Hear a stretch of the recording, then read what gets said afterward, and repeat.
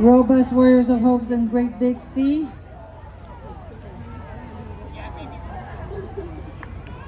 Paddle hard.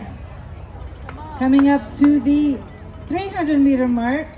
Great Big C is still leading, not by much, but we know they get that water under the paddle when it comes to the end of the race.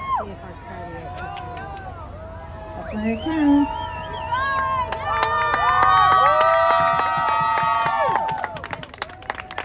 Great Big C still leading, coming up to the 400-meter mark.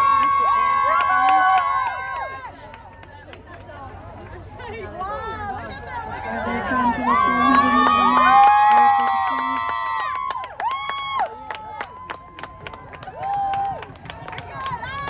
They pull ahead by half a boat, and by their speed, it's going to be a full boat in a few seconds.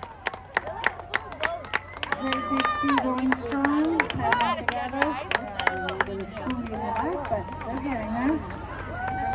Great Big C to the finish line first, followed by Robust BCS. We got some fans. Here comes Warriors of Hope.